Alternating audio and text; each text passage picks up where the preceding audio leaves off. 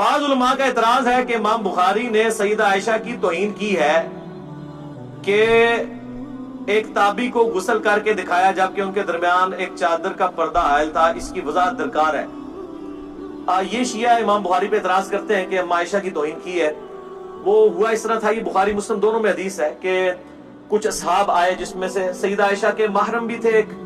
اور نامحرم بھی تھے، سیدہ عائشہ سے وہ مسئلہ پوچھنے آئے غسل کے بارے میں۔ اب ذرا آپ اس دور کو اپنے ذہن کے اندر لے کے آئیں کہ جس دور کے اندر نبی علیہ السلام تو فوت ہو چکے ہیں، اب مسائل اماں عائشہ نے سکھانے ہیں،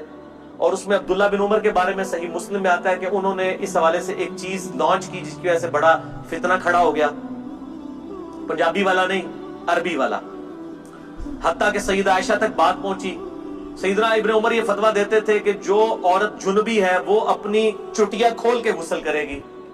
جبکہ اماں عائشہ کہتی ہیں کہ نبی علیہ السلام نے فرمایا کہ عورت حیض کے بعد جو غسل کرے گی وہ تو چٹیا کھول کے کرے گی، لیکن جنبی عورت چٹیا نہیں کھولے گی، بس سر کے اوپر پانی بہا لے گی جتنا بھی گیلا ہو جائے، اتنا تردد میں نہ اس کو ڈالا جائے۔ تو ابن عمر کہتے تھے نہیں، وہ اس طرح غسل کرے گی۔ اب پانی کی اس وقت قلت ہوتی تھی تو حضرت عائشہ کو اتنا غصہ آیا، صحیح مسلم میں الفاظ ہیں ان کا، ابن عمر سے کہو کہ یہ اپنی عورتوں کی ٹینٹ کروا دے، گنج کروا دے، ان کی چٹیاں ریموو کروا دے اگر اس نے اس قسم کے غسل کروانے ہیں لوگوں سے۔ اب جب اس قسم کے اختلافات پیدا ہو جائیں،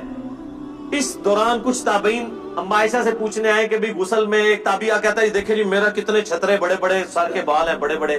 یہ تو اتنے کم پانی سے تو میں غسل نہیں کر سکتا، میں کیسے غسل کروں گا؟ انہوں نے کہا بیٹا نبی علیہ السلام کے بال تیرے سے بھی زیادہ گھنے تھے اور وہ اتنے پانی سے غسل کر لیتے تھے۔ پھر سیدہ عائشہ نے کیا کیا کہ ایک بالٹی لی جس میں انہوں نے غسل کے لیے پانی لیا، اس کے بعد وہ اٹیچ باتھ میں چلی گئی۔ اس زمانے میں اٹیچ باتھ اس طرح کے تو نہیں ہوتے تھے، چادروں کے ذریعے۔ آج بھی آپ رائیونڈ میں چلے جائیں